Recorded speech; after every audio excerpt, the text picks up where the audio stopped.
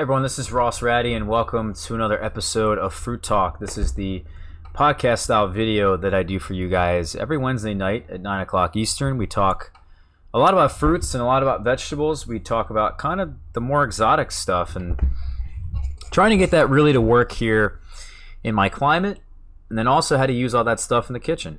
And thanks for joining me again for another episode. We are doing this one as a live stream, so very excited for that. We're going to do a nice little Q&A at the end. If anyone's out there in the chat, please let me know and say hello. But for now, I want to mention, and I want to start off with talking about pinching. So pinching is a topic that I've been kind of a big proponent of for a number of years in terms of figs. It's not something that I created or invented. It's not something that I was the first one to do.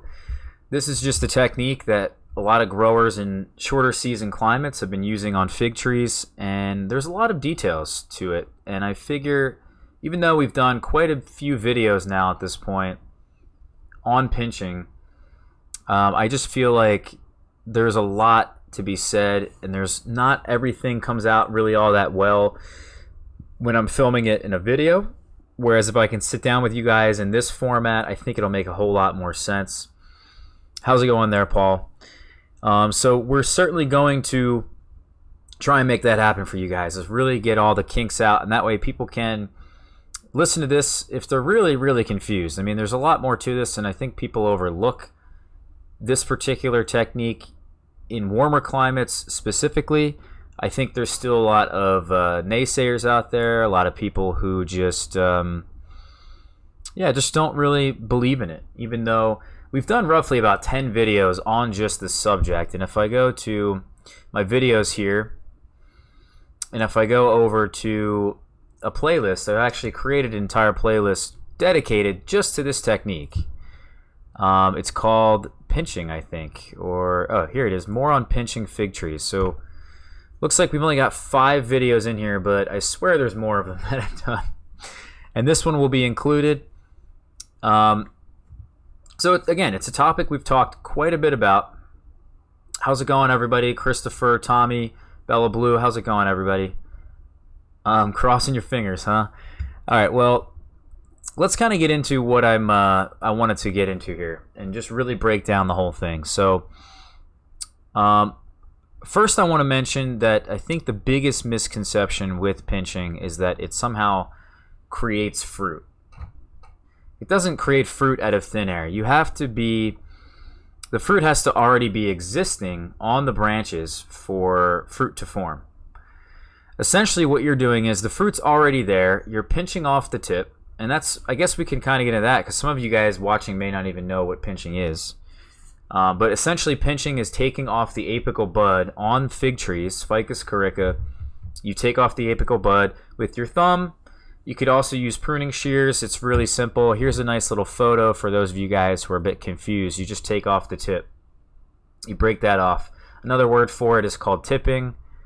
There's so many names for this. Topping. You name it. So essentially, by taking off that tip, you're changing up the hormones in the plants. By taking off the tip, you are removing that auxin that's then stored at the top. You're changing up the hormones. You're changing up the sugars and where they're being directed. And that essentially what that does is it creates not fruit out of thin air, but it instead will hasten the production, hasten the ripening time of these particular figs. On the main crop we're talking about here. We're not talking about Breva. We're only really talking about main crop in terms of pinching because the Breva forms again on last year's wood. So that's really the basics, is that by taking off the tip, you're changing up the hormones, you're getting all that sugar directed into the right place. And then therefore, for someone like me, and here's why I love it so much, is that I'm actually activating those trees, activating those limbs, and saying, hey, it's time to stop growing. Let's focus on fruiting, because I only have such a long season, right? I only have 150 days of frost-free days. I think it's, what is it, 180 days? 6 months, yeah. So 180 days is really not a lot. I mean, only half the year I get essentially of no frost. And to grow something like a fig that is somewhat tropical, let's say subtropical, in a temperate zone, you have to get creative. And that's why I've been focusing on a lot of my videos is telling you guys how to get this to work, where we're not only just waking up our fig trees and then letting them grow and then pinching them. We're doing a whole bunch of other things that we've mentioned in the past, where they wake up, we thin out the new shoots. We thin out the new shoots specifically to get thicker, stronger, fewer branches so that we can pinch them earlier.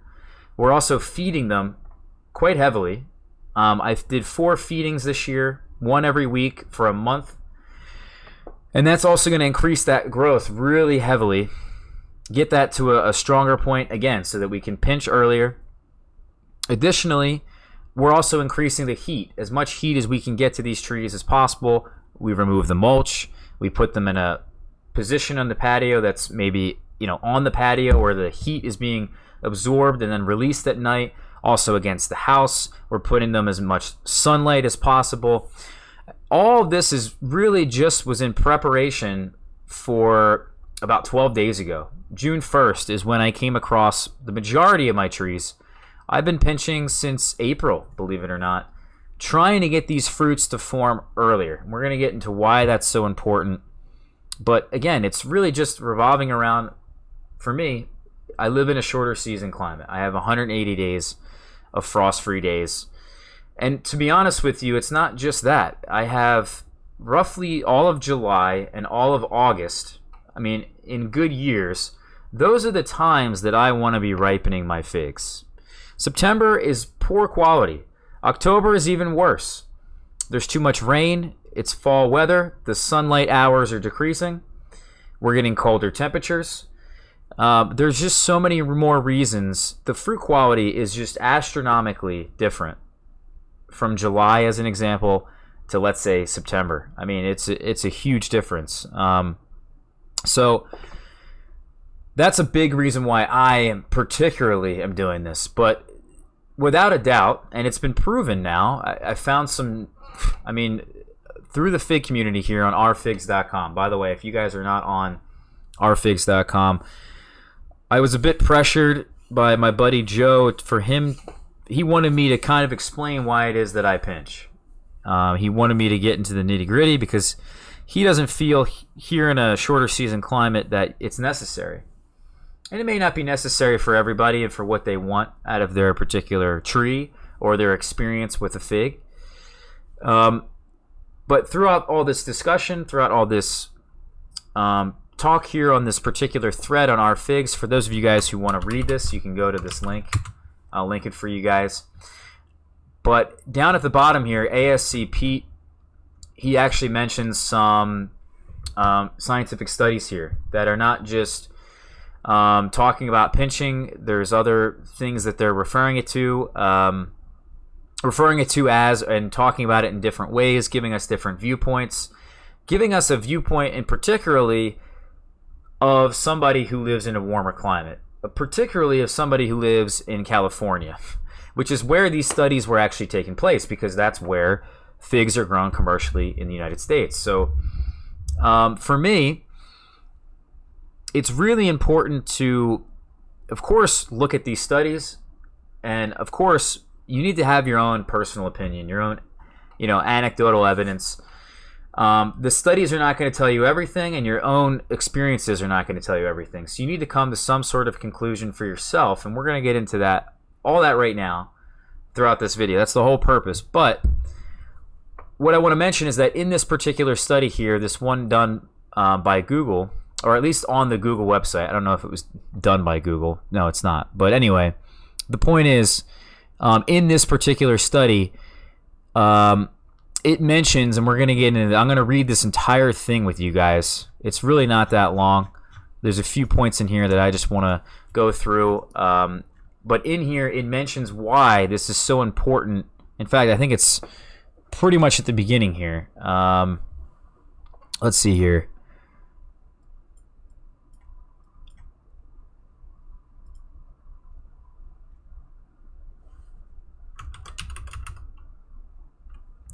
Yeah, so they're referring this technique, by the way, they call it nipping, so don't get confused. Pinching, nipping, the same thing. See, it says right here, such normal pruning is supplemented with nipping or pinching of the apical bud during the growth season. After the winter, pruning has forced growth of new shoots. So by pruning, and this is usually what happens with most trees, is that when you guys prune them in the wintertime, when they go dormant, they then respond by putting out lots of new growth the following year. The apical bud of those new shoots are crushed or nipped, which is exactly what they're describing as just pinching, taking off the shoot. And they're talking about doing this at a length of about 5 to 10 nodes, which is essentially 5 to 10 leaves, is what a lot of people in the fig community like to refer to this as, and like to kind of make it an easy way to tell people when to do this. So at the 5th or 10th leaf, up to your discretion, they're pinching. Nipping or pinching differs from normal pruning as the operation involves the immature tissue of the shoot before significant secondary growth has commenced. As mentioned above, the shoots that were newly induced by pruning rapidly set fruit buds. The nipping process diverts the plant's energy, for example, sugars and hormones, into those fruit buds, greatly accelerating their development and unexpectedly improving the quality of the resulting fruit. By the use of nipping, the midsummer lull between Breba figs and the second crop, which is the main crop, is reduced or eliminated, allowing production of high-quality fruit at a time when trees undergoing cultivation by ordinary methods would have none. By providing fruit at a normal off time, the method allows one to have fruit from spring through summer into the autumn and even year-round. Not only is the rare summer fruit of higher value, it is more likely to gain customer acceptance by having figs available essentially all year long. Let's see here. Now, where is this point I wanted to make here about doing this in a warm climate? So they're doing this in a warm climate. There's a really good reason right here. By doing this in California, you are eliminating the lull. And I don't really get it because people have been saying this. Oh, I don't do pinching. I live in a warm climate. It's unnecessary. Well, there's a really great reason right there, guys. I mean, what else do I need to do at this point? I should just shut up. That says it enough for me. If I lived in a warm climate and there's a big lull between the Brebas and the main, which there is, you need to either supplement that with other varieties or you need to get yourself pinching. Now, there's another one here. Let's see here. And I have a picture of this. I want to show you guys this exact thing that I want to mention to you guys.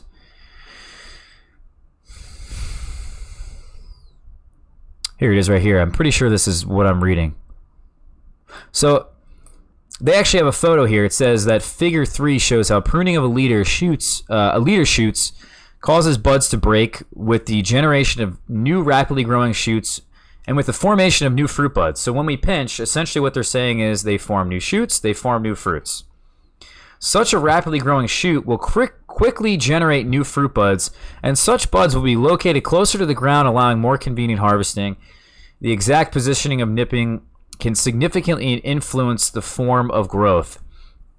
If only the terminal bud is removed, it is likely that a single bud near the top of the nipped tip the nipped shoot tip will become activated and will replace the terminal bud.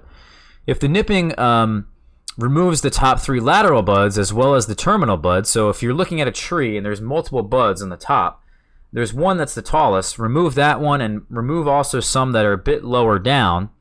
What they're saying is then several lateral buds will become active and multiple branching will occur. In addition, if the nipping takes place when the Breba figs on that vertical and relatively mature, the nipping will accelerate maturity and ripening the fruit by 1 to 2 weeks, thereby providing earlier fruit.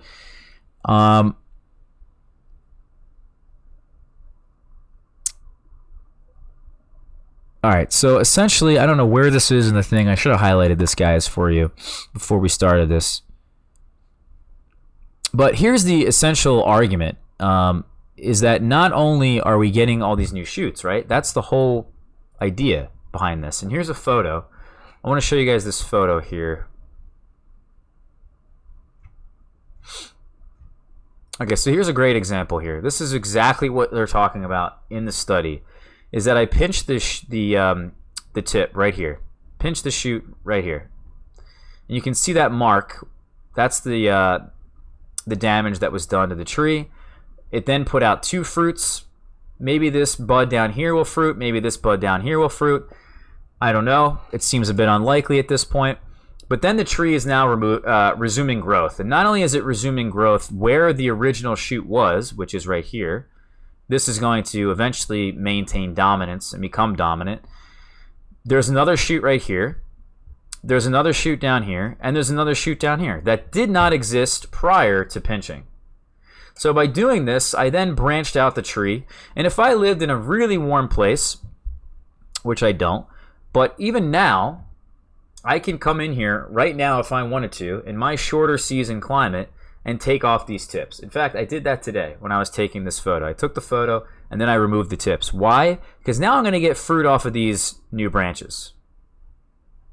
So I actually removed this one down here. This one was too young. This one's too small, not vigorous enough. This one was not going to produce any fruit. But by doing this, I essentially gained myself 1, 2, 3, 4, 5, 6, 7, potentially, well, let's just say 8 fruits, just to be on the more cautious side, the conservative side, right? So I got myself 8 more fruits. Now, if I lived in a warm place, I wouldn't have to pinch a second time. I pinched, I got the new branches, I formed all these this new growth that's going to grow, it's going to fruit, and I'm going to have all this excess growth of vigorous shoots that's then going to produce a second crop for me. So for you guys that live in California, you live in Arizona, you live in a warm place, not only are we removing that lull between the Brebas and the main, we're filling in that gap, but now we're also, believe it or not, getting new shoots that will then fruit for us really heavily. Whereas if we just let this shoot, we never pinched it as an example, we just let that one shoot continue to grow and grow and grow, it never branched out, your production would be a lot less limited. More limited, I should say. So I think I just proved it right there. I mean, there's not really anything else left to say in terms of you Californians. All right? We've been talking about this for months. Okay, or for years, actually. Now, I want to go over really quickly. I want to read to you guys some other important points about pinching, because it's not just what the study's saying. It's not just what... what we've already talked about. There's a few other things here I want to mention. Now, for me, and this is where the big, I think, discussion comes in, is that down here, pinching I believe to be a necessity in this climate. Why do I think it is a necessity? Well, first off, if it is a late variety, as an example, like Black Madeira, Col de Nam Blanc, any of the Col de Nams, any of the late varieties that I have, or the 200 plus varieties that I currently am trialing, I would say a large portion of them are indeed late, or late enough to the point where if I don't pinch, I'm just not going to get those fruits. And if I do, it's going to be a really small handful of them. And if I get those really small handful of them, they're going to be at a point in the time of my season where the weather is just not conducive to ripening high quality fruit. It's just not going to work. Figs do not do well in terms of high rain. They do not ripen well in cold. Like I said in the beginning of this live stream, if I can get all my figs to ripen in July and August, that's what I want to do. And that's what we're going to focus on actually in the future, as we start to remove many varieties and figure out, and really, what's the word? We're trying to really standardize our production techniques. When we really get them smoothed out, this is going to be something that is going to happen every single year. I mean, it was a Breva that I got today, or 3 or 4 days ago off of St. Martin. But that's a Breva. But certainly, I think by July 15th, July 1st, it really isn't that difficult to get fruit in my climate with the greenhouse by July 1st. In fact, I say it all down here in this last point. But essentially, I'm not growing these figs, guys. I'm not going through all this trouble. I'm not spending, years of my life dedicated to researching this, to then eat a fruit that I'm just like, you know, I must be crazy, right? If that was the case. So if I'm not getting that super high quality that just makes me go, wow, that's incredible. I want to have more of this. I want to grow more of this. Then it just doesn't make really a whole lot of sense in my mind. So we're trying to get all this fruit to then ripen at the right time. And timing in my climate, if we're getting them earlier, we're then also, that's directly related to quality. So we've established that.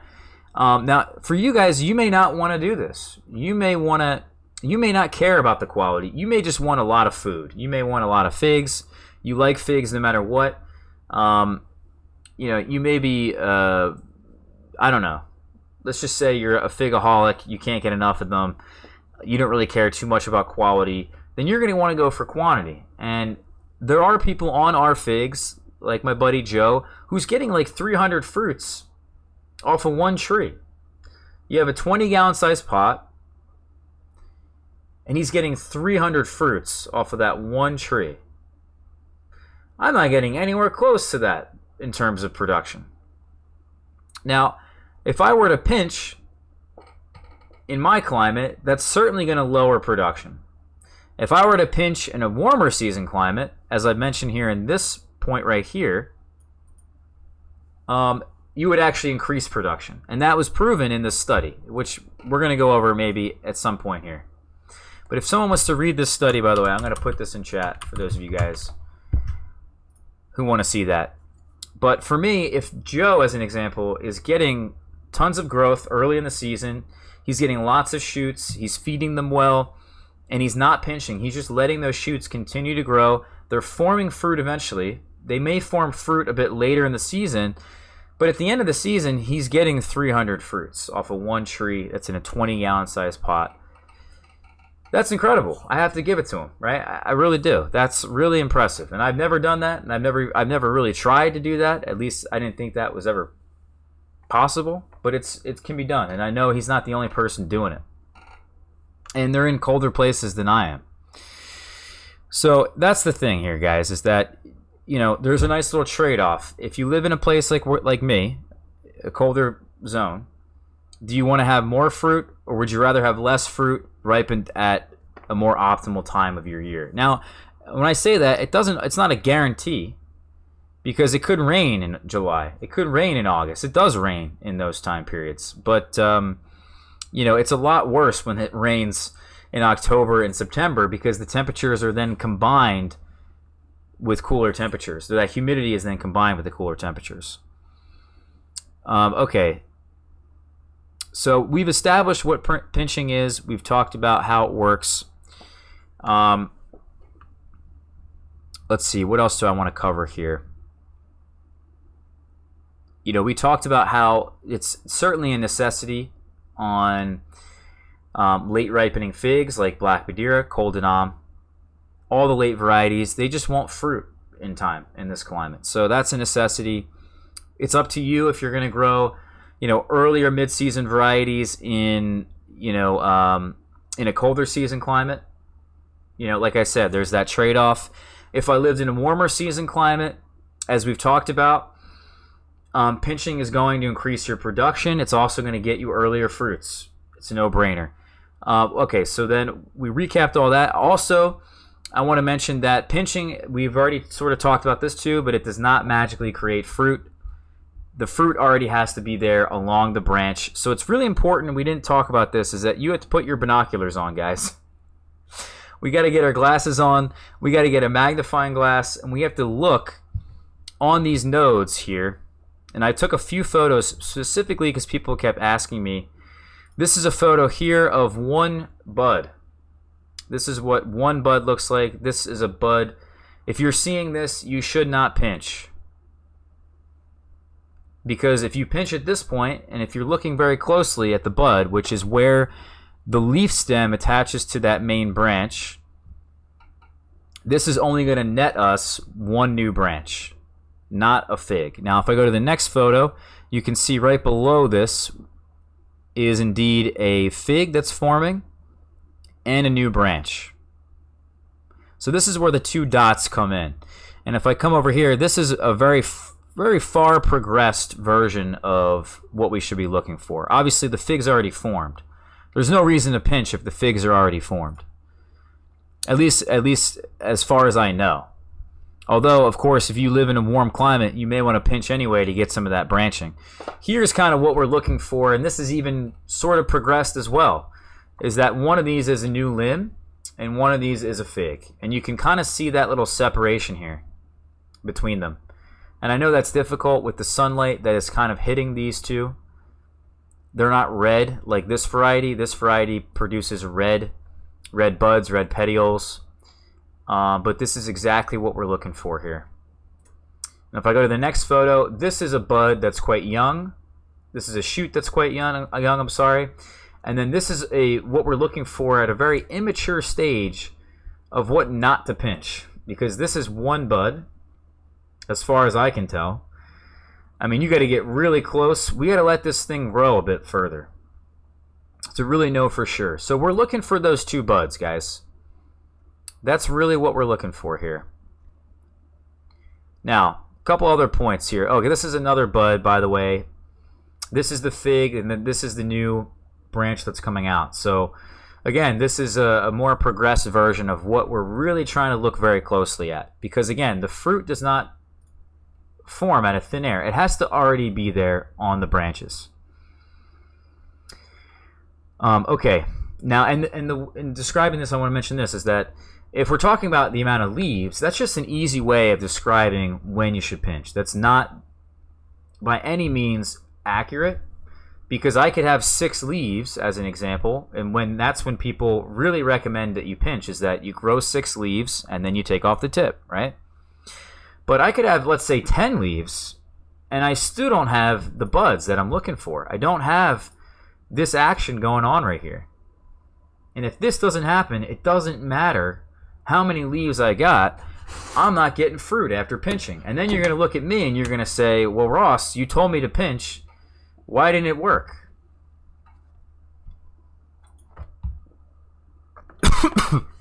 Okay. So now I want to mention a couple more points here. These photos are provoking thought. So, essentially what I'm looking at here in these photos right now is that pinching is not necessarily necessary. If you give these trees enough heat, enough time, maybe even enough light, maybe also depending on the variety, there's a whole lot of reasons here. I'm just listing out reasons. These are all unknown. The reason that a fig tree will form fruit is not known. There could also be certain genes. It could just be the internal clock in the fig. But all of these reasons I just mentioned, the heat, the sun, maybe sunlight hours, genetics, again, all of this could be the reasons why these fig trees are fruiting. And we don't know. Again, there's just so many reasons it could be. There's so many factors going on. We're not scientists. We're only hobbyists. We're not even commercial growers. So the point is that I can tell you without a doubt in my mind that I put these trees in my greenhouse, guys. This one in particular, I did not pinch the tip, and with a significant amount of heat, just blasting heat, these figs will form. So if you can somehow find a way to get your fig tree in an environment that has a crazy amount of heat, it's going to fruit without you even having to pinch the branch. And what's going to end up happening, if you have too much heat too quickly, your growth is going to stall. It's not going to grow anymore. And that's kind of what you see here, is that we have really tightly spaced nodes and a lot of fruit.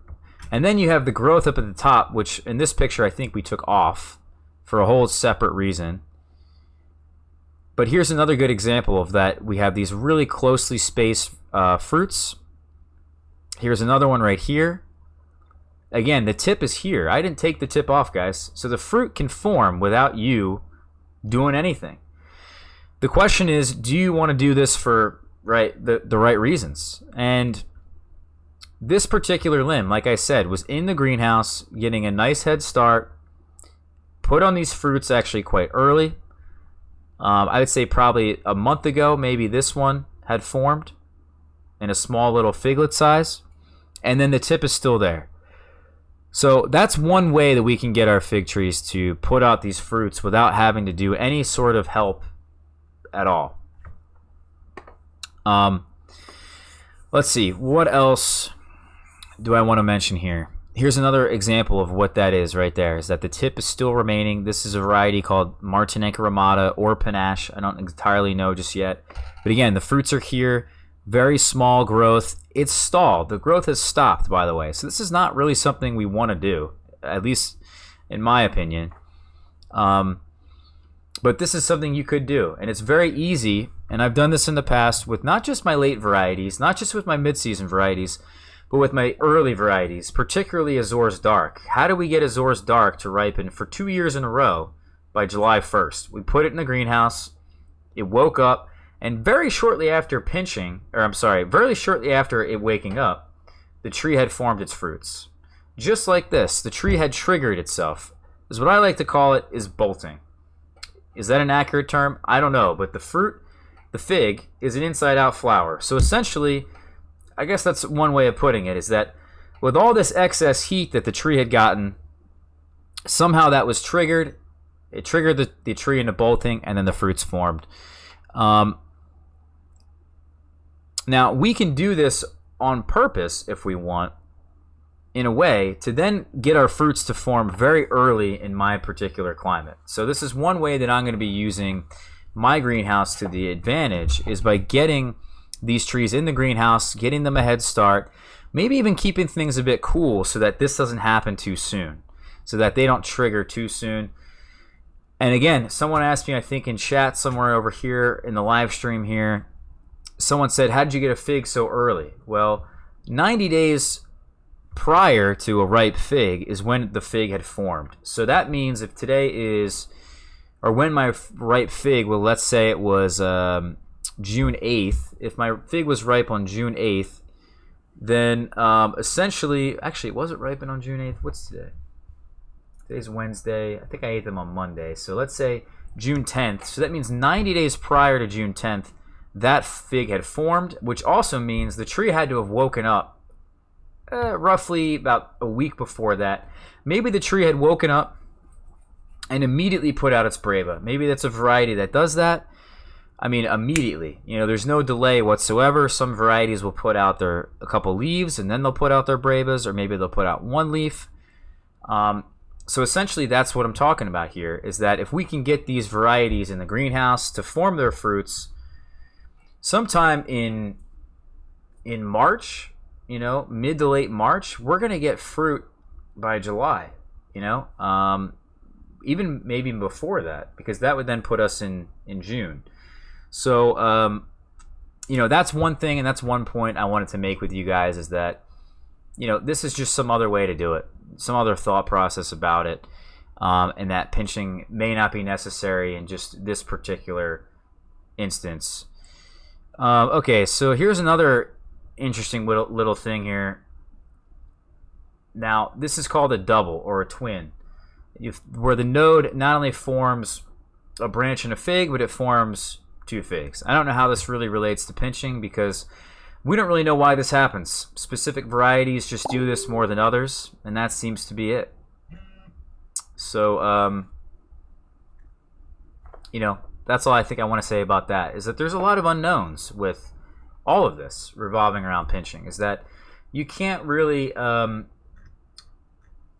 you know, even though there's a whole scientific study on this whole thing, how much do we really 100% can say for sure? And again, all this I've mentioned so far, if you're just now joining me, a lot of this is dependent on your climate. Totally different advice depending on where you guys live. All right, so let me think here in these photos if there's anything else I wanted to mention to you guys.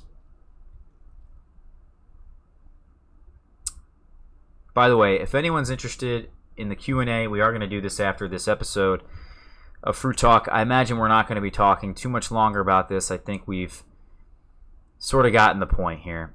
I'm also doing a video, guys, that's going to come out on Friday. I already filmed it. It's already uploaded. That video will be published on Friday about pinching, the results. So you guys can see I didn't really talk a whole lot like I'm doing right now, or even in prior videos about pinching. We just went around to every tree and showed you guys what they look like.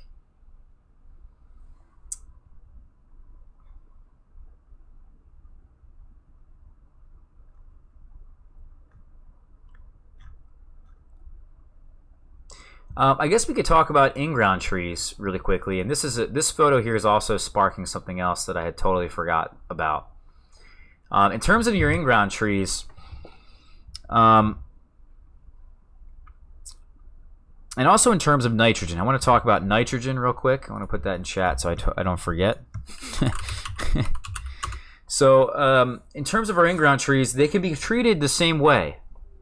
You know, your in-ground tree is a lot more vigorous. It has the potential to put out a lot more fruit than a potted fig, especially if you live in a warmer place.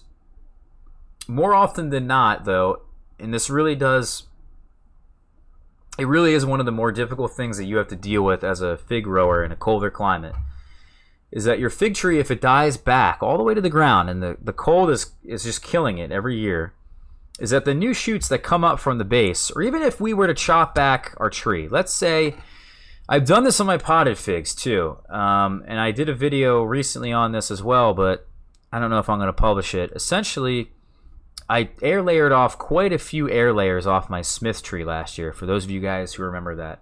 We got some fruits. We showed you guys what the tree looked like. And then we also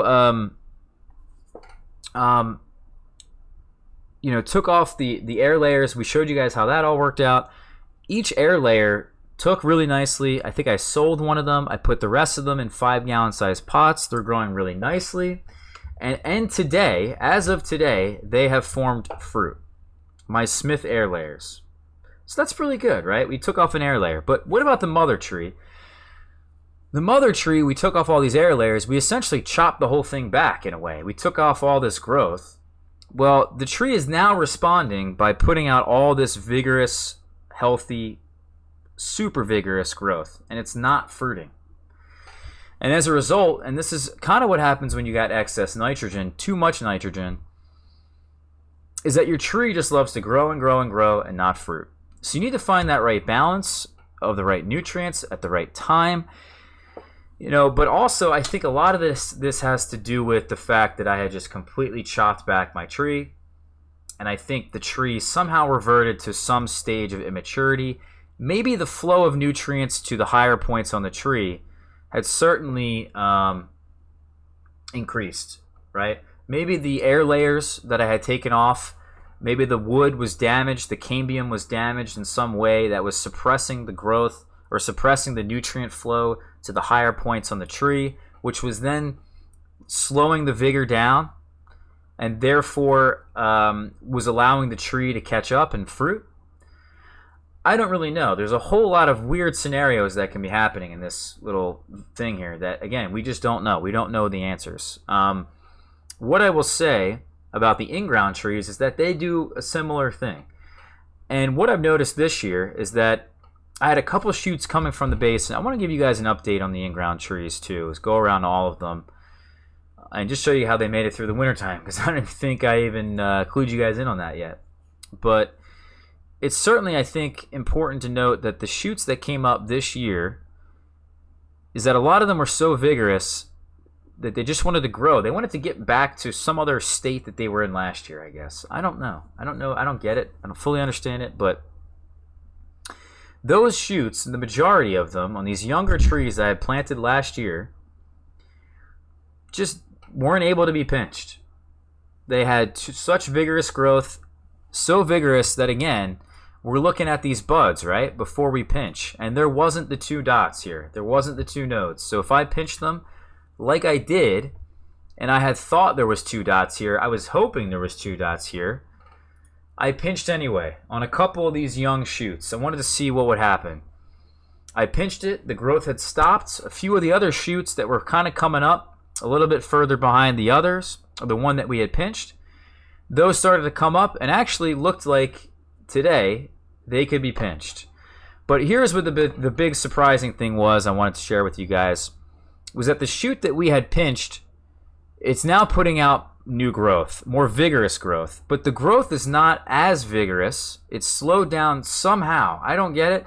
I don't know why. But the growth somehow slowed down on that growth that we pinched that is now coming out that's new. As an example, here's the photo, exactly what I'm talking about. Here's that new growth. Here's that new growth. Here's that new growth. And again over here, this is then able to be pinched. So I don't know what the pinching did. Maybe it slowed down the vigor just enough. It's a bit of a shame that maybe I waited too soon. Maybe I should make this a more permanent technique. I have no idea. But I think that's just worth sharing with you guys, and something that I'm going to keep my eye on, and hopefully other growers can keep an eye on for me as well, to then be able to compare with them. Here as an example is a variety that I have in the ground. It's called Nerucciola de Elba. It has 10 Brava on it this year. Very young tree. I was completely shocked. I don't know why it has 10 Brava on it for such a young tree. Blew me away. I think 3 of them have dropped, so now it's down to 7. And then a few more of them have been dropping. And why have they been dropping? Well, I think there's another, again, a whole nother mystery. Why did these Brava drop? Does Nerucciola de Elba actually put out Brava? You know, is this something that's normal for this variety? Let's see. Why are they dropping, right? That's the big mystery. No one really knows, but I think there's a good percentage chance that can say, the change in temperature for those first 3 figs, the first 3 Brava that dropped, that is exactly, I think, the reason why some of these Brava had fallen, is that the change in temperature, the change in humidity, the change in environment, whatever it is, the tree just went some sort of shock. It went through that, and then it said, "Oh well, it's shocked. I can't really get these fruits back into gear. I can't really get them to the state where they're stable again. I just need to let them go. I can't really support them anymore." Maybe that's the answer. Maybe that's part of the reason. I don't know. Another reason is actually pinching. And I think I have a strong belief. Someone else mentioned this actually on our figs, I think, in this particular thread that we showed you guys in the beginning here, was that pinching could have actually helped abort the Brava. And the study here actually mentions this, is that I was reading this right just a while ago. In addition, if the nipping takes place when the Brava figs on that vertical are relatively mature, the nipping will accelerate maturity and ripening of the fruit by about 1 to 2 weeks, thereby providing earlier fruit. I don't know how truthful that is. I don't know what kind of scientific evidence they have to support that particular thought.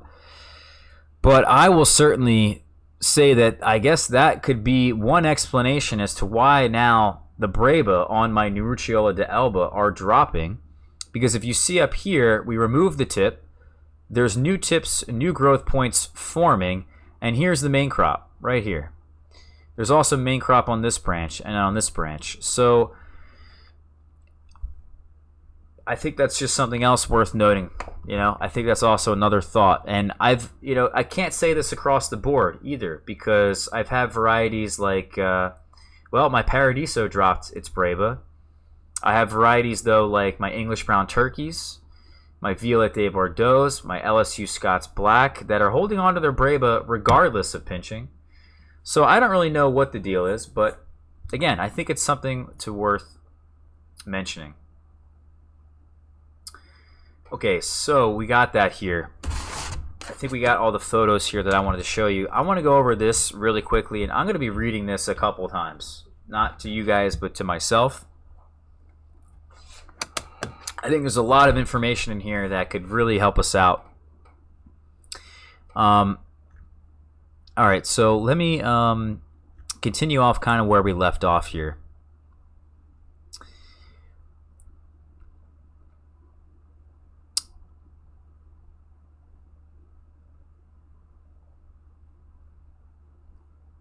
We're going to get to your questions here, guys, very soon. I want to finish the rest of this in regards to pinching. I don't want to talk too much about this particular article, this particular scientific study.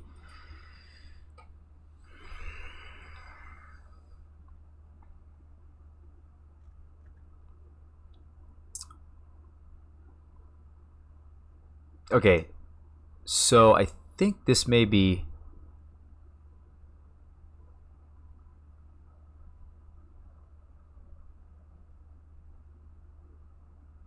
Here it is right here. So remember how I was talking about how this is not just for people in colder climates. This is also for people in warm climates as well. And this is, again, a scientific study that was taking place in California. There's no better information, as far as I know, on this particular topic for somebody in California, for somebody in a long climate.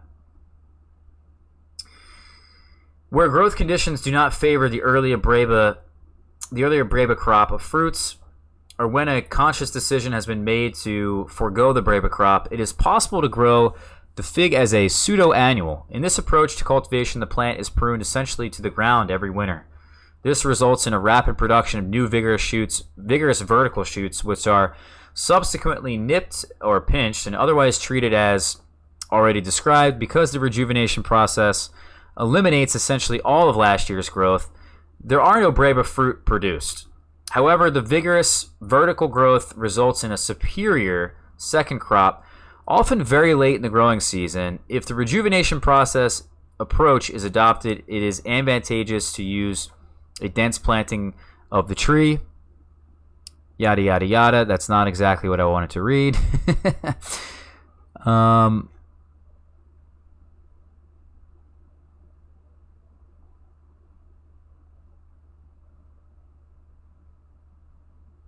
They actually talk about here decreasing water.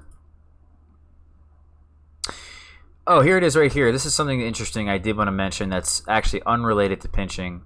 But up in here, they're talking about just lowering water. Irrigation should be decreased as the fruit approaches ripeness, as excess water results in fruit cracking. In addition, nitrogen fertilizer can also increase cracking. That is 100% true. Also, to mention is that I think we should be decreasing water immediately after the fruits form. Because immediately after the fruits form, the tree is then taking up that water up through the branches, or up through the roots, then up through the branches, out through the leaves, storing some of that water in the branches, storing some of that water in the leaves, and also then storing some of that in the fruit, in the fig, which is then diluting the flavor of the fig. In particular, the quality, size, color, and taste of figs can be augmented by various culture techniques. The vast majority of figs grown for fresh fruit are of the common type fig, which is parthenocarpic, meaning they're self-fertile. They do not need pollination by the blastophaga. That is, the fruit buds develop without pollination of the female flowers. Wild figs and certain cultivated figs require pollination for fruit production. We have found that providing pollen-laden capra figs, so Profici, with their native pollinators significantly improves the quality of summer figs in parthenocopic or common varieties. As such, this pollination step is an additional part of the nipping, cyanide, and ethylene manipulation explained above. To enhance pollination, one can hang baskets of Profici on the common type figs of female types so that the wasp can effectively pollinate the fruit. Not only does the pollination improve the size and flavor of the fruits, the resulting fruits enjoy a shelf life that is at least 1 week longer than an untreated fruit. I thought that was extremely, extremely interesting to hear and read, and that this was actually tested.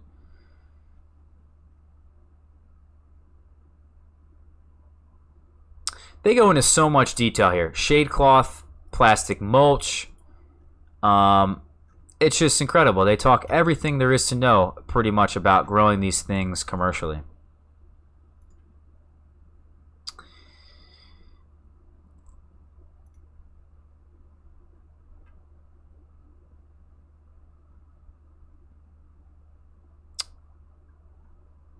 Now, I guess it's possible here.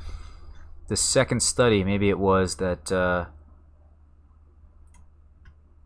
Pete had linked.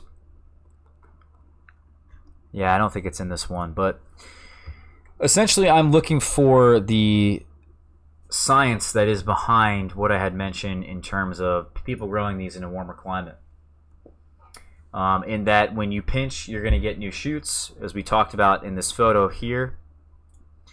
You pinch, we form new shoots. These then shoots grow and grow. You get a second crop, which then increases your overall yield and production. That's probably somewhere in this article. I read it somewhere today, but take my word for it for just for right now. Okay, so that is essentially what I wanted to talk to you guys about pinching today. I hope you guys learned something. There probably is even more that I've forgotten to mention. I'm going to be honest. Let's see if there's something up here. Yeah, I think that's mostly it. And, for me, it really comes down to, you guys, this pinching really just comes down to getting these fruits earlier, which then translate directly to quality. Getting them to ripen at the right time of my year. And that's what I recommend for you guys, is that no matter where you live, whether you're supposed to get them to ripen earlier, maybe you want to get them to ripen later, you need to get these figs to ripen at the right time of the year. That is the best advice I think I can give you on pinching. So we talked about how pinching works, how to do it, why, all these different scenarios here. But the real lesson here is just about whether or not you should or shouldn't do this based off of what your objective is. Do you want to have higher quality fruit? Do you want to have more fruit? And then, of course, take your objective, relate that then to the advice we had given to all the growers here in each climate, and take the steps from there. So I think that is, I think that there is the main objective of this Fruit Talk episode. So I want to thank everybody here for coming in and listening to that. Now we're going to start the Q&A. I want to thank everybody again for joining in. It's really fun to do these. I'm not going to lie. I really enjoy this. And I also have been upset a little bit that we didn't actually get around to doing the Fruit Talk episodes the past 2 weeks. So for those of you guys who have been wondering what's going on, where's Ross, why is he not doing this, I had some issues more recently with my camera. And my camera, I had an issue with the microphone. I want to mention real quick is that the microphone actually broke. I had it on a tripod. I was filming, talking about how to uppot different fruit trees, and then the thing fell over. It was a really crappy tripod, and then the camera just literally plopped over on the ground.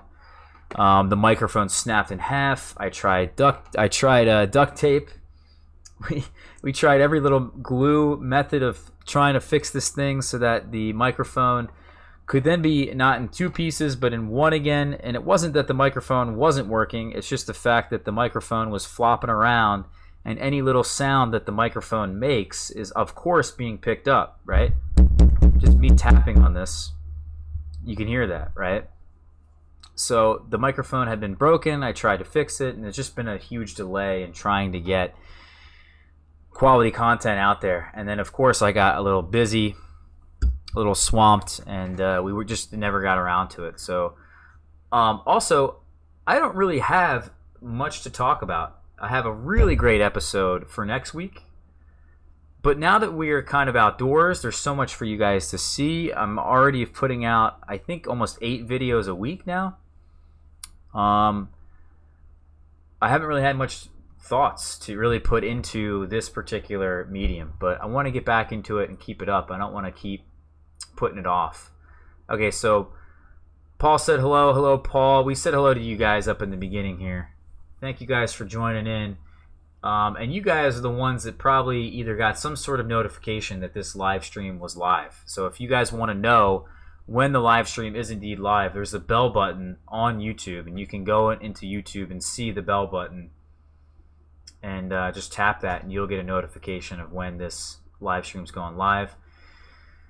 Let's see. Tommy said, "Yeah, buddy, what's up, Ross? Pinched a couple weeks ago, crossing fingers. Also, no mulch on top, just the Pro Mix. Should I throw in some pine bark mulch on top?" You could. Now is sort of the time that we want to be conserving moisture, regulating the moisture content. So mulch is going to be really good from this point onwards. I have not had to water my potted trees once. It's now June 12th. Nothing has even shown any signs of wilt. It's kind of insane. So I think what I'm going to do is hook up the irrigation very soon and turn it on and make sure that everything's working properly. I need to make sure that that is on it because I need to be starting to water these things very soon. Hello, TJ. What's going on, buddy? Christopher says, "Hey, Ross, when you pinch, do you get less figs during the next season?" You get less breva during the next season. Theoretically. TJ says, "Not a fan of pinching, but I'm in California." Well, TJ, hopefully we just proved you or gave you some reasons to start thinking about it, buddy. Joseph says, "Hey, Ross, what's going on, Joseph?" TJ says he doesn't like pinching mostly for aesthetic reasons. Well, that's a legit reason. You know, everyone has different objectives. Not everyone wants thousands of figs. You know, beauty is also important here.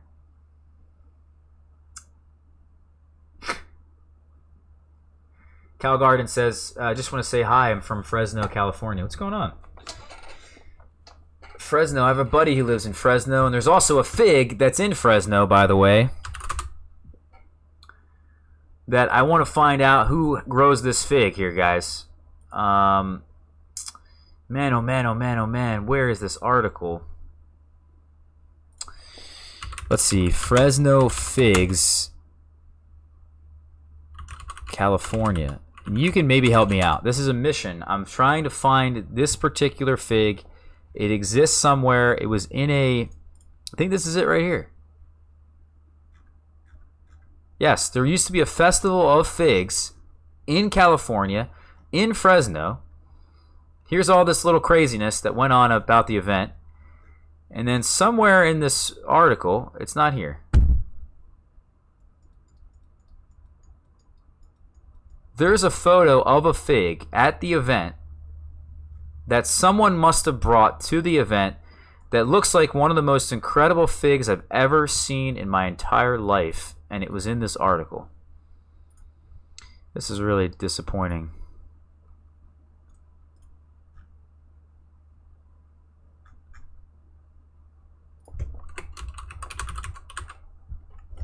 And I don't think the festival's still going on. I got my friend to go out and actually talk about, or kind of reach out to the person who started the article. Let's see here. It's got to be in here somewhere. This is the article that we already looked at. What's the next post? No, these are really beautiful photos. Yeah, that's a shame. The photo's somewhere on here, somewhere. I can find the photo, but for Cal Garden, if you know where this fig is, you know what the fig I'm talking about, maybe I should message you after this live stream. I want to find that fig, and it should be spread out throughout the entire United States. So maybe you know what that fig is. Maybe you don't. Maybe you know someone who does. There's only so many people in Fresno growing figs, man. I can't believe it. I've already talked to 2 of you guys, and so far neither of them knows where that fig is from. Okay, Joseph says, "I only pinch to promote branches. I'm in 10B. My fruit trees fruit on their own." Paul said, "Hey Ross, can you add compost mulch to worms when potting figs?"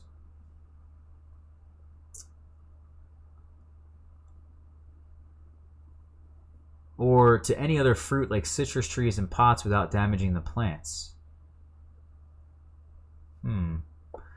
I would say you're not going to damage the plants or the roots, but it's not something you want to do.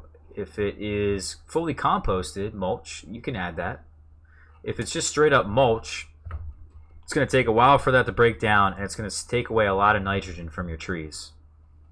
If it's on the surface, that's not going to matter. If it's in the mix, I just don't recommend it. Verinda said, 22 figs finally with pinching, but after 3 weeks. George says, hello, friends. By the way, congrats, Verinda. Hopefully I'm pronouncing your name right there.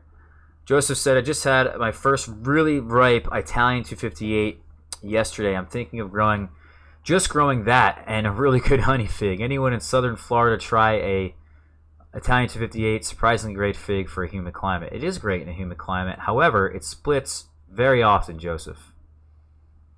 So be careful with what you just said, because 90% of my Italian 258s last year, of about the 50 figs I had off of that beautiful tree, 90% of them split.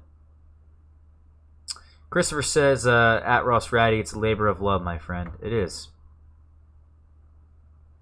Menchie's PA says, Philly suburbs like you, latest date can pinch for fruit. Latest date to reasonably get fruit is probably July 15th. And I would say if you can do it right now, I would do it. If you pinch, you're talking about like 100 days later that you're going to get a ripe fruit. Maybe about 90 days, maybe even earlier for the really early varieties, maybe 80 days. So whatever date you have in your mind of when you're going to pinch, think 80 to 100 days ahead of time. And that's when the fig is going to be ripe. And then think about the weather and when that fig is ripe. And about 100 days or 90 days after July 1st is October 1st. And October 1st is 1 month away from our first frost, our average first frost, which is really pushing it. If you're expecting many figs in October, forget about it. They just ripen also very slowly at that point. The cooler temperatures will make the fig ripen very slowly on the tree. If the fig normally takes about 7 days for it to be ripe, it could even take now 14 days for it to be ripe. And that's after the fig starts to swell. Robin Michelle says, what should I do with figs that die to the ground every year and the figs that never ripen? 6 degrees, our lowest temperature in the last 5 years. Nice photos. Well, if your trees are dying to the ground every year at 6 degrees, I would consider getting a hardier fig. Get yourself a hardy Chicago and see if that helps. You may also want to protect them if you don't protect them, like I don't, and we have a 2 degree low this past winter. About 0 degrees, maybe -1 degrees in the last 5 years. I would strongly consider just getting yourself a lot of heat. Putting them in a position in your yard, a great microclimate with a lot of heat. We've done a lot of videos on that topic, of where to position them, the right microclimate, give them a south-facing slope, put them in an area with better drainage, build up the soil higher so that the fig tree is then planted higher, or just plant the tree higher. Add in rocks, all kinds of thermal mass. Tommy, Barbarescos are great, buddy. Wait, here's my wine glass. All right. It's not a Barbaresco, I wish, but yeah. Let's see. Leo said, loving all this info. Bradley White says, okay. TJ has me thinking about pinching my white Marseille. It has nice structure, just no fruit. Tommy says, do you think Azores Dark is the same or synonym for Seo Miguel Roxo? Yeah, it is. It's been confirmed by the guy who found Azores Dark. It was originally called Seo Miguel Roxo. AM Rooted in Buffalo says, hi Ross, hi everyone. Hey, what's going on? Backyard Gardener says, hello. George says, thank you for all the info, Ross. Much appreciated, much love. Joseph said, what do you think of the Daloso? I think the Daloso is a great fig.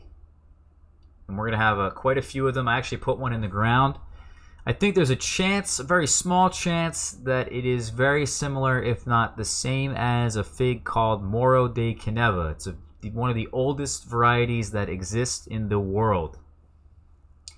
And I think it could be very similar, if not the same as that. We're going to have to find out. I have a couple synonyms to Moro de Caneva, and we're going to compare them to say for sure. But Daloso I expect to be pretty hardy. If I'm going off just intuition, it's definitely an early to mid-season fig. It seems pretty productive. The quality of the fruit is definitely high. Yeah, I think it's an overall pretty decent fig. I can't say too much about it just yet. We're going to get some high-quality fruit this year to be able to really give a more accurate representation of that variety. I will say, though, the Daloso I planted in the ground, it leafed out pretty early. It was one of those figs that woke up from dormancy in the ground relatively early. And the new shoots came out, but they didn't grow. And then somehow the tree got further behind and had to somehow put out a shoot from lower down on the base. And now that shoot from lower down is finally coming through the soil. So the one in the ground is off to a really horrible start. But we'll see if it survives the wintertime.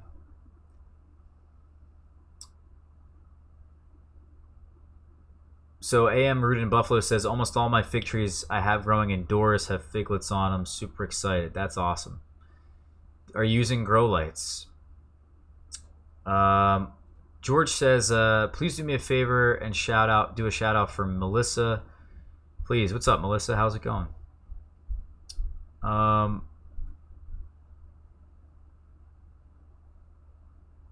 Okay. I'm not the language understand my hands working fast. I don't know what that means, but I think you're trying to translate something there. But I'm sorry if I don't know what language you speak, and this is the only language I speak. TJ says, do you go to Bass's Gathering? If so, how was it? Oh, I went this year. I've been going there for the last, I think, 4 years now, maybe 5 years. Something like that. It was great this year. It was wonderful. Again, really well done event. Every time I go there, Bass and his wife just put on a great event. Everyone brings something really awesome. I did want to tell you guys about some of the photos here that I have here that I took at the event. Let's see. Yeah. So here's the gumi I brought to the event. And it's a nice little bowl, nothing crazy, but this fruit, guys, by the way, really something special. I love this thing. And I'm actually experimenting even further. I already love it as it is. I even like it when it's a bit underripe because it has some astringency to it. I'm experimenting even further to see if I can let this dry.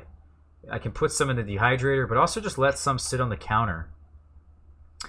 I had one on the tree, on the plant, that was dry, and it tasted exactly like a gummy bear.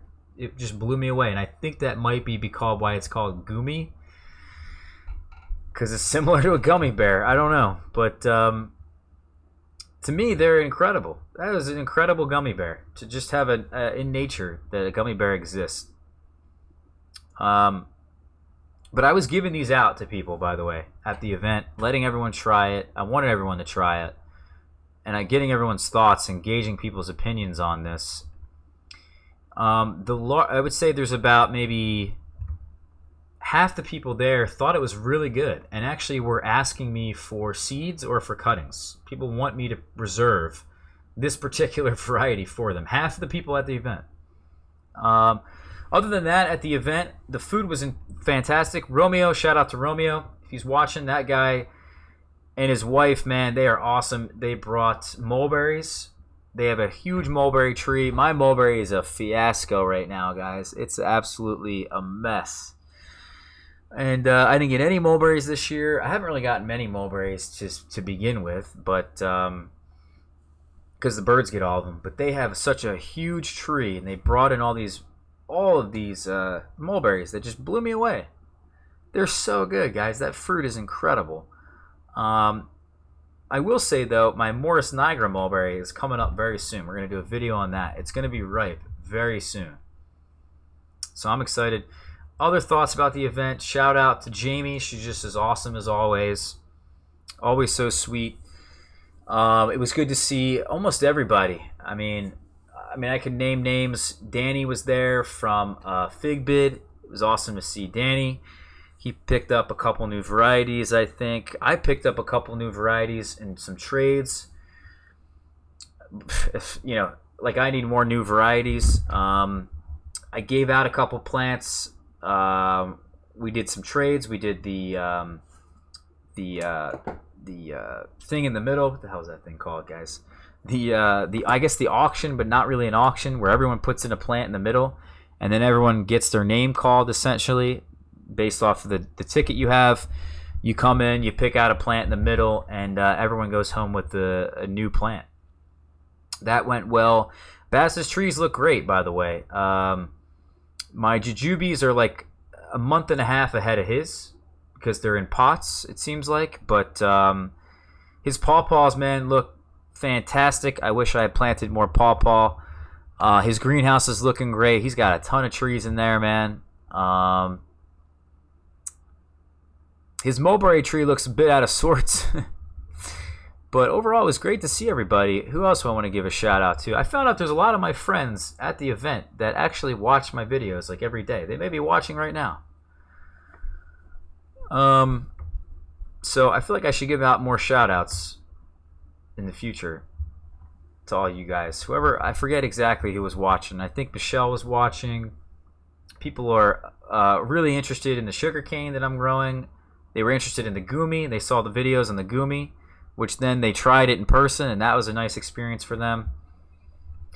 There was a lot of really intelligent fig people, intelligent fig growers, knowledgeable fig growers in one location for about 3 hours. And if you want to learn something like that, I mean, there's no better place. I really do believe that. Okay, so Chris says hello. Tommy says, I have your Dalloso and it's great. Good to know it's coming through, man. I actually have an extra that I'm going to sell, I think. We're going to put up a couple trees. I have to go through my trees here, guys. I need to feed them. I really haven't been feeding them. I've just been letting them kind of grow on their own. But if I fed them, they probably would be ready to be shipped at this point. They're kind of just hanging out. But I should have a few trees, including a Dalloso, that I'm going to ship out or put up on Fig Bid for those of you guys who are buying. Yeah, I'll have some Black Madeira KK for sale at some point here. I'm going to do an evaluation probably tomorrow, see if there's enough varieties to sell, and then I'll put them up on Fig Bid if there is. And maybe not this week, maybe next week. John says, do you pinch first-year rooted cuttings? I do. Why? Because I want fruit. I grow fruit to eat fruit. It's all up to personal preference. The fruit that you're going to get off that first-year tree is going to be of lower quality. But a lot of times it's good to fruit the first-year cutting to then know if it's true to type. You're going to know. Also, you can get a pretty decent idea of what the fig tastes like. You're not going to know 100%, but you're going to have a decent idea of what it's like. Especially for somebody new, I totally recommend that. Bodine said, I pinched one this morning and again this afternoon. Need to pinch again. Taco Bell, man. Did you see both of them? I don't know what you mean. I'm lost. TJ says Brian M doesn't know about the mysterious fig. He doesn't, man. I asked him. We're both on the lookout for that fig in Fresno. Let's see here. Lee C says, wow, other fig lovers. Hi, people. Hi, Ross. I'm growing figs in Vegas. It was 105 degrees Fahrenheit today. Any tips for high heat climates? Yeah. Shade cloth, mulch, lots of water. Plant your fig trees in a cooler microclimate. plant your fig trees lower. Plant them deeper. Grow them out to about 5 foot tall in a pot, a single stem whip. Plant as much of that single stem whip underground. Dig a hole that's 5 feet deep and put that whole thing in that hole. You will have a huge tree, a productive tree, and a tree you may not even have to care for. Just look at Montserrat Ponds. You want to see something interesting? We'll go to Pons' website here. This is the real fig expert, by the way. This is his ground here. This is what he maintains. Look at these trees. Huge trees, spaced out exactly how he wants them. He's got it in a clay-like soil that's actually acidic. He lives in a very dry place, a warm place in Spain, the island of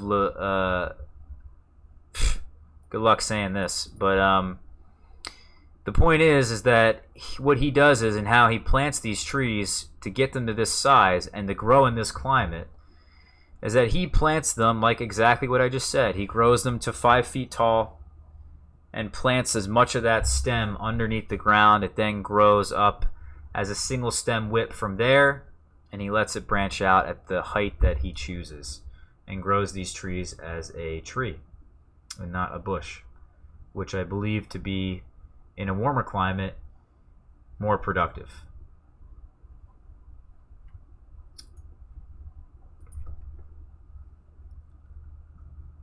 Okay, let's see. Paul says, hey Ross, do you have any blackjack figs for sale? Not a chance, Paul. That is essentially brown turkey, and I don't grow brown turkey in this climate. It just doesn't do well. Also, I've never heard anyone who's grown more than 10 varieties in a warm climate actually say that brown turkey is their best fig. You got Black Madeira, you got brown turkey. The difference there is insane. There's no reason to grow blackjack unless you're a commercial grower and you want huge fruits. Tarek said, hello Ross, is Smith still a favorite of yours, and if so, where do you rank it overall? It is still, as of now, my overall best fig. I won't be able to change that until the end of this season in the fall when I do my evaluations. We still have these tags which we need to get out on the trees. We've mentioned these tags. We haven't mentioned them recently. I need to do a video, but there is tags that I've created here, guys. Every single tag is applicable to every single variety that I grow that is of a somewhat mature state. We'll keep track of the variety name, the date that the tree woke up, which I've already kept track of in the spreadsheet. We also keep track of the day the first main crop ripened, and then we count every single main crop fig that has ripened. We count the number that is spoiled, the amount that is unripe. We also count the date of the last main crop fig, so that we have a ripening window between the first fig and the last fig. We give it a rating for flavor, any additional notes, and then also we give it a number here for the hang time, which is how many days it takes from swelling to be perfectly ripe, what the average date, the amount of days is there. So we're doing that for every single variety. And that will help me quantify data in the spreadsheet and come up with more accurate results on my varieties of figs.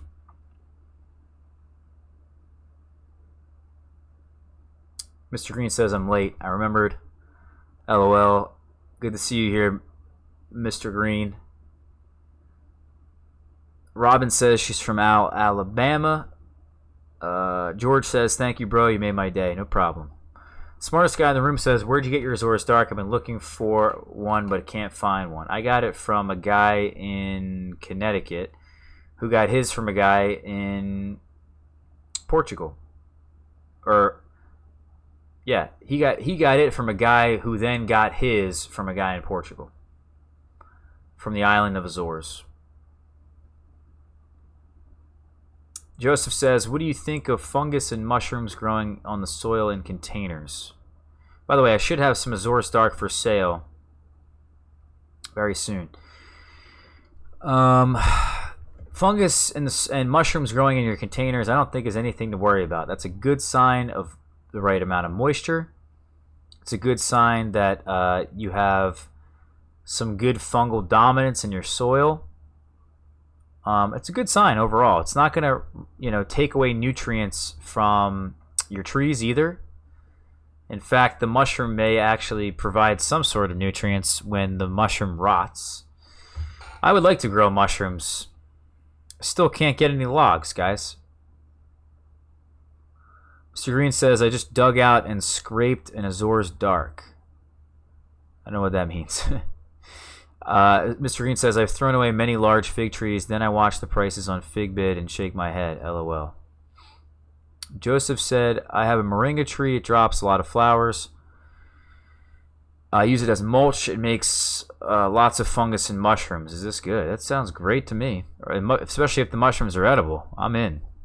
George says, I have moringa. It dropped flowers. I had to compost and it stopped dropping flowers. Amo says, any Black Madeira KK for sale? Yep. We answered that already. George says, I'm embarrassed to ask. Please shout out. Please, another shout out for Layla. I'm sorry again. Thank you. What's going on, Layla? How's it going? TJ says, damn, all 5 foot of the trunk goes underground. Did I hear that right? Yep. Lisi says, great advice. Thanks. Currently all my figs are in containers, but I'm planning on planting in the ground later this year. Good luck. Do it on a winter day. On a cool, rainy day. Mr. Green says, for mushrooms, look into a spore bath. Get some wood chips. Yeah. That's the other issue, though, is that you need to get wood chips that then are not inoculated with other mushrooms. And then, you have to have the right species of mushroom to then grow on the right species of wood chip. It's kind of complicated, but I'm sure it's less complicated than I'm making it. I just can't get wood chips. I can't get logs. I've already tried to... I've tried to get logs, guys. I'm trying to do this for a long time. Nothing. Chip drop doesn't seem to want to drop off, and I've even volunteered to pay for some logs and wood chips. Let's see. Paul says, thank you, Ross. I'm on that blackjack. Signing off for now. Paul from Long Island. You're welcome, buddy. Lisi says, haha, rainy day in Vegas. Yeah, I know. Well, I don't know, but we got plenty of it here. Anyway, guys, if there's any more questions, please let me know. Now is sort of the time because we're at the end.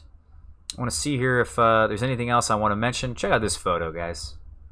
Look at that. Isn't that beautiful?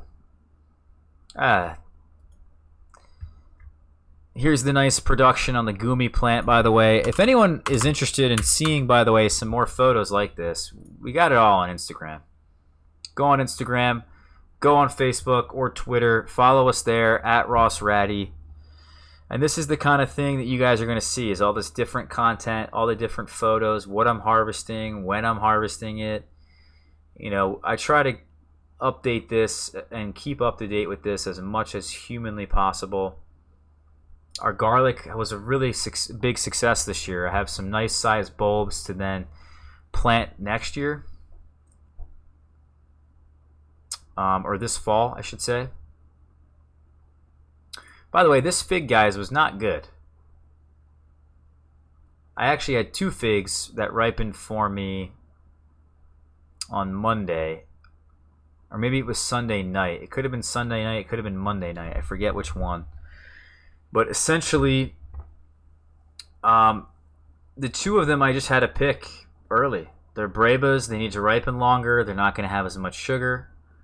Brebas are just of less quality on average. However, I have seen things like Violette de Bordeaux. The Breva is almost as good as the main crop. This variety looks way better than it does. That's for sure. So the flavor just wasn't there. I had to pick it too early. And the reason I picked it too early was just because we were getting a lot of rain that was going to come in, and I didn't want my first fig of the year, my first 2 figs of the year, to be spoiled, to split, to be ruined. It just it sucks. TJ says, where do you pick up the gumi? It's called Carmine. So look up the Carmine gumi. This is the one you want, by the way. The other gumi I have tried, it's just way smaller. Like, this is the actual size of the fruit, but the other gumi I have, I think it's either red gem or red scarlet. It's like a fourth of the size. It's barely edible, man. The seed to flesh ratio is like nothing. So this is the variety you want. I don't know if of a bigger gumi than this. Amos says, what kind of numbers you look for in a fertilizer? Well, low nitrogen, high phosphorus, high potassium. I think in a inorganic, if it's a synthetic fertilizer, too much nitrogen is very easy to obtain, and it's usually a bad thing for fruit quality, for fruit set.